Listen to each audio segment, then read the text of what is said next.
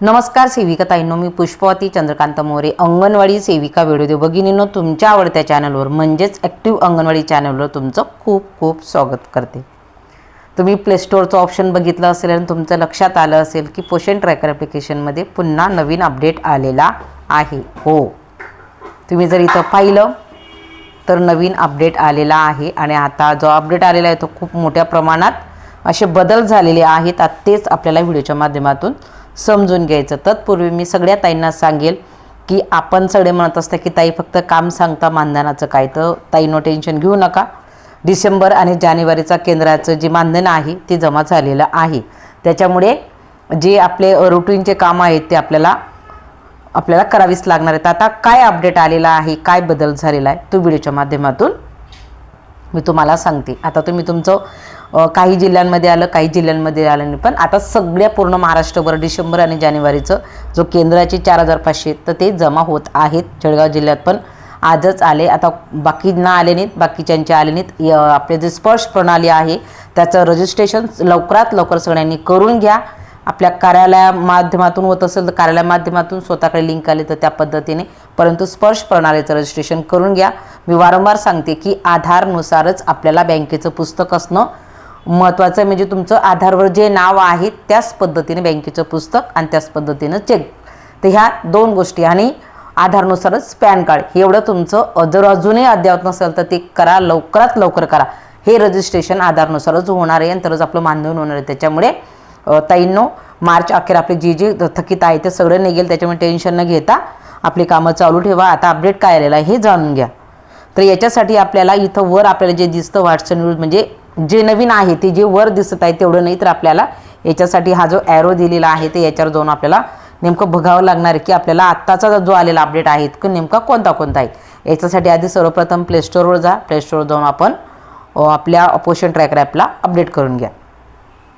तर ह्या ॲरोला क्लिक केल्यानंतर मध्ये पाहिल्यावर समजते की खूप साऱ्या प्रमाणात अपडेट आलेला आहे, तो नेमका काय समजून घेऊ। तत्पूर्वी आत्ता चालूचं जे आलेलं व्हर्जन आहे तर ते आपल्याला बघायचं, तर ते आहे 25.2.6 आणि अपडेट ऑन म्हणजे 20 मार्च म्हणजे आजच हा अपडेट आलेला आहे।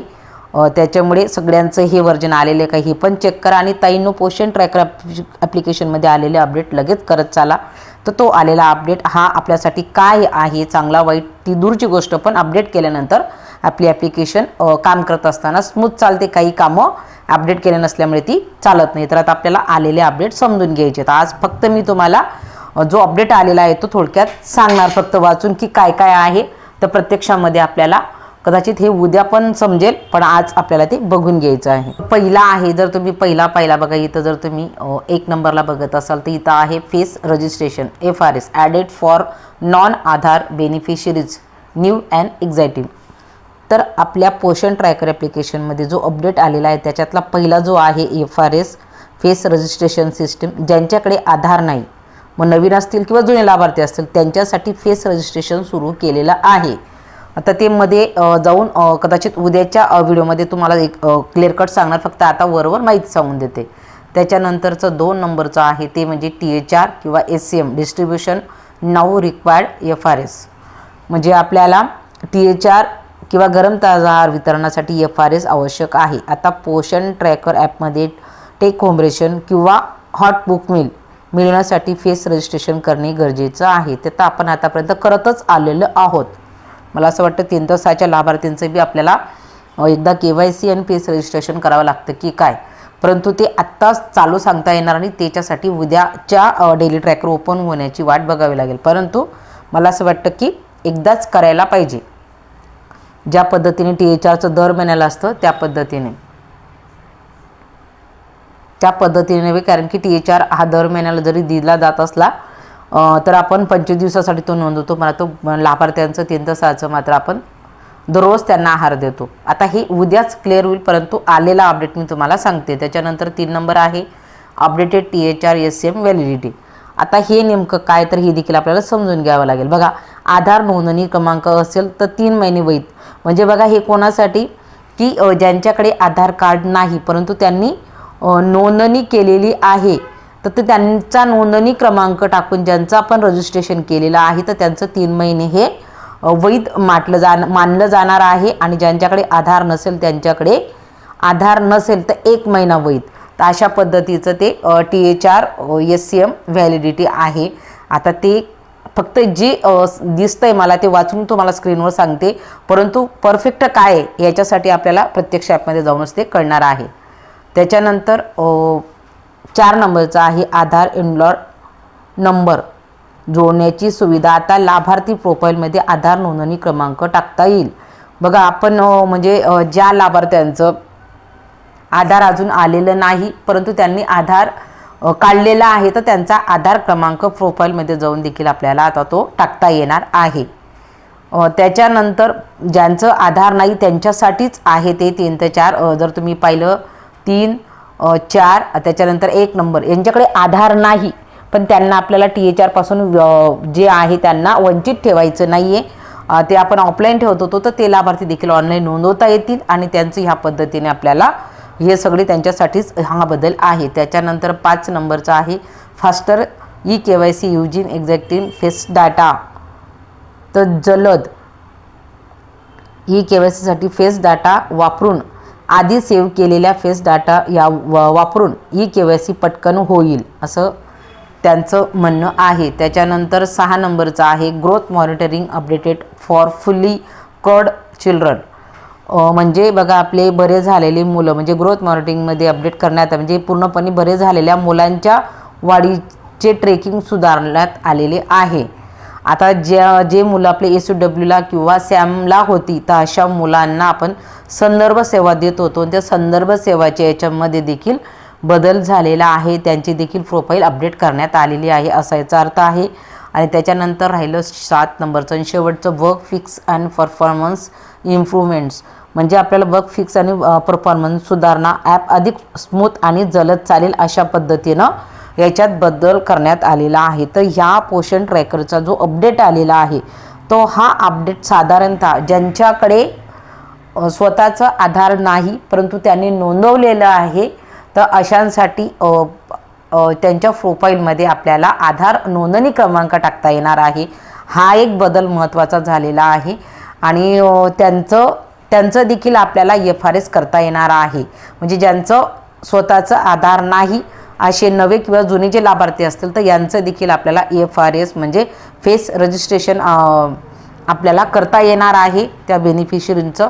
हा एक अपडेटमध्ये खूप महत्त्वाचा आहे. म्हणजे ज्यांच्याकडे आधार नाही अशाच लाभार्थ्यांचे जे 3 अपडेट म्हणजे जे 3 बदल आहेत तर त्यांच्या संदर्भात आहेत, परंतु ज्यांच्याकडे आधार आहे त्यांच्या संदर्भामध्ये आपल्याला कुठल्याही प्रकारचा प्रॉब्लेम येणार नाही. आणि एक महत्त्वाची गोष्ट की ह्या अपडेट नंतर आपल्याला लाभार्थ्यांची म्हणजे ज्यांचे आधार आलेले आहेत, आधार कार्ड आलेले आहेत लाभार्थ्यांचे, पण त्यांचे आत्तापर्यंत खूप साऱ्या ताई आधार कार्ड जोडण्याचा प्रयत्न करत होत्या, परंतु जर तुम्ही आता त्यांच्या प्रोफाईलमध्ये जाऊन जर त्या लाभार्थ्यांची आधार कार्ड जोडलं तर ते नक्कीच जोडलं जाणार आहे.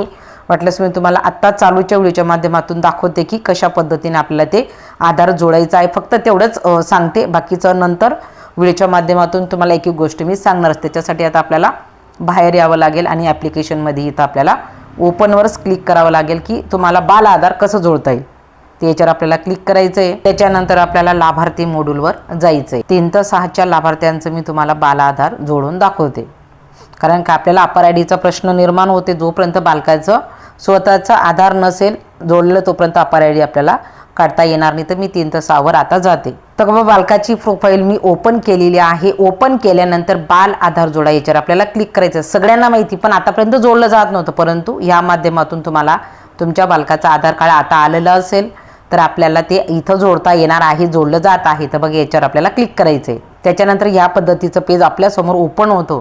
ह्या पद्धतीने पेज ओपन होतं. आणि एक गोष्ट लक्षात ठेवा, ज्या बालकांची जन्मतारीख चुकली असेल तर त्यांची तुम्हाला दुरुस्ती करण्यासाठीची संधी आता आहे, कारण आधारप्रमाणेच आपल्याला इथं आधार क्रमांक टाकायचा आहे. आधारप्रमाणेच त्याच्यावर जे नाव आहे ते नाव इथं टाकायचं आहे. त्याच्यानंतर आपल्याला इथं जन्मतारीख टाकायची आहे. जन्मतारीख जी आधार कार्डवर आहे ती, फक्त लिंग तुम्ही बदल करू शकत नाही. त्याच्या लिंग बदल करू शकत नाही, परंतु बालकाचं नाव आणि जन्मतारीख बदल करू शकता. तर तुम्हाला बालकाचा आधार टाकत असताना ह्या गोष्टी करता येतील, परंतु लिंग करता येणार म्हणजे लिंग बदल करता येणार नाही. तर आपल्याला इथं बालकाचा आधार क्रमांक टाकून घ्यायचं आहे, मुलाचं इथं नाव टाकून घ्यायचं, जे जन्मतारीख इथं टाकून घ्यायची आहे. बघा ही मी बालकाचं इथं आधार क्रमांक टाकलेला आहे, बालकाचं जे आधारवर नाव आहे ते टाकलेले, त्याच्यानंतर बालकाची जन्मतारीख टाकलेली आहे, त्याच्यानंतर आधार सत्यापित करावर क्लिक केलेला आहे. तर तुम्ही बघू शकता ह्याच बालकाचं की त्या बालकाचा आधार क्रमांक हा जोडला गेलेला आहे. अशा पद्धतीने पोषण ट्रॅकर ॲप्लिकेशन में आत्ता जो अपडेट आलेला आहे तर ह्या अपडेटमध्ये नक्कीच तुम्हाला पोषण ट्रॅकर ॲप्लिकेशनमध्ये बालकांचं जर अपर आय डी राहिलं असेल तर बालकांचा आधार क्रमांक तुम्हाला आधी जोडता येणार आहे आणि तो जोडल्यानंतर अपर आय डी देखील निघणार आहे. मी ते करून पाहिलं, तेच तुम्हाला व्हिडिओच्या माध्यमातून सांगते, एवढं सांगते.